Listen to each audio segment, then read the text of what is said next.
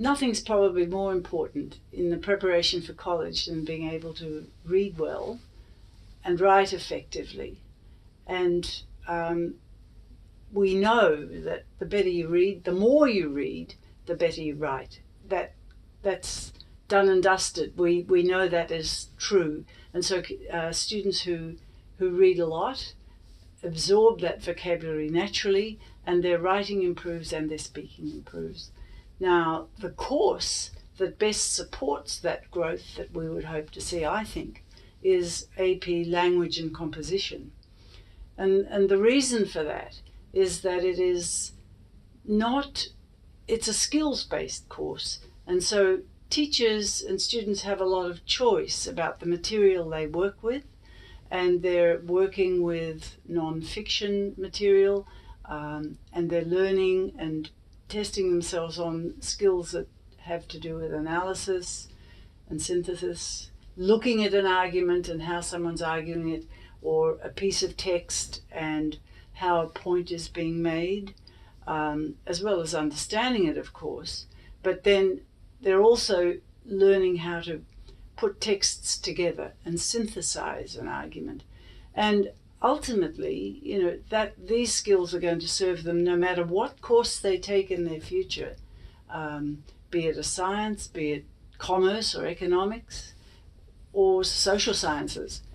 Those skills are really, really important, and they learn them by playing around with and reading texts that are very often some of them quite current, and they learn how to read with a sort of critical and analytical mind. But particularly for students who are undecided, perhaps, as they may be at the age of 16 or so, about the direction they're going to take, the fact that they understand these skills will help them no matter what when they get to college, because no matter whether they're in the sciences or in the arts, they're going to need to read critically and thoughtfully and know what's going on. So that's why I think taking that exam is of value. In fact, it's not the exam. The exam is just the end product.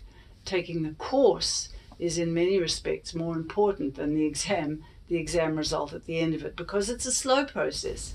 You don't learn to read and write overnight, all of a sudden. It takes some time, and it takes some repeated attention to the skills you're trying to develop. And so ultimately the student gains an enormous amount from the course. There is an exam at the end of it, of course, but the exam is fun because it's skills-based. It's an exam that is best prepared for probably by a good night's sleep. There's nothing you need to cram or learn. Any information you need will always be on the exam itself. And so, it's a two-part exam, one in which they're reading unseen passages for a multiple choice question that tests their ability to analyze, but the answer is multiple choice. And the other section is the free response part, where they're given 3 questions that are written. One is a synthesis one, where they read several documents and on some topic or other, and then use 2 or 3 of those to create an argument of their own. They also get a second piece that is usually analytical, where they're looking at one argument and just have to answer a question about how it's been built. And then the third question is usually quite free, and they are asked to write a thoughtful, perhaps persuasive argument about some topic that is usually fairly general, so students can bring anything to it that they like. But again, because it is skills-based and not content-based, they're really ready for it by the end of the course, having had a lot of practice.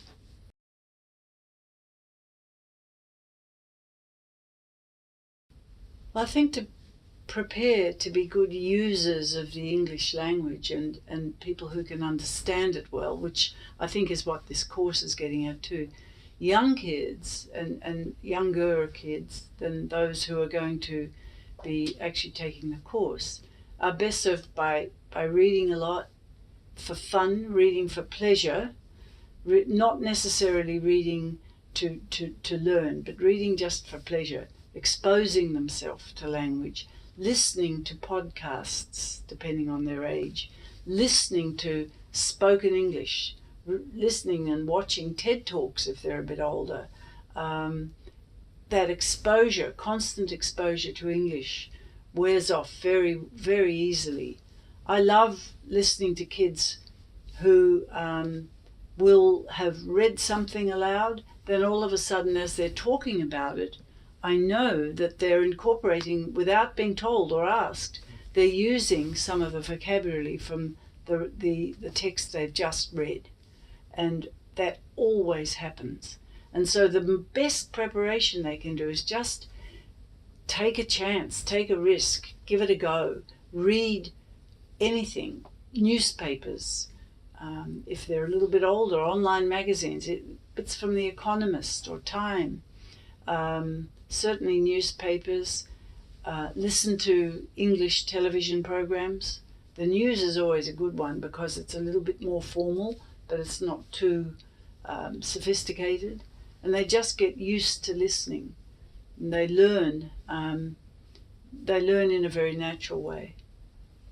So I think the best thing for younger students is simply to continue to expose themselves to, well, in this case, if they're preparing to take this course, it's a lot of non-fiction reading. Articles like the kind you find in something like Newsella that are written for children about issues that are very important to them, that really matter, Plastic Ocean, things like that, or National Geographic for kids.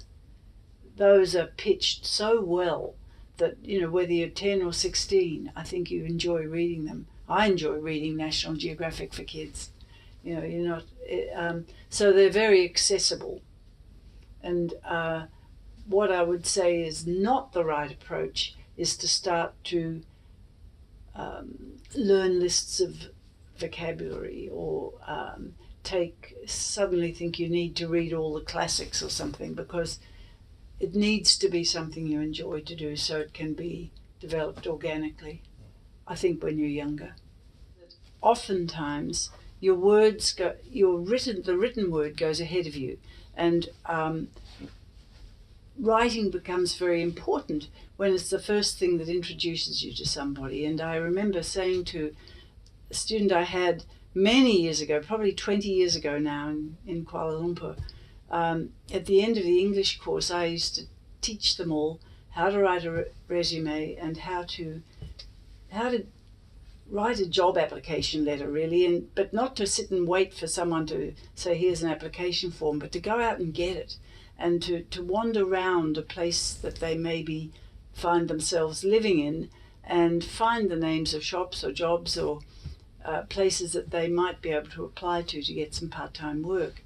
And I remember Danny, who wanted to become an engineer and decided to try this. And so when he got to Perth in Australia, he wrote numerous letters to motor mechanic shops and people repairing cars and things that he wanted to work on during the daytime and then study at night. And I didn't know he'd done this, but I got a letter from him telling me that he did this, and he got offered something like 20 jobs as a motor mechanic.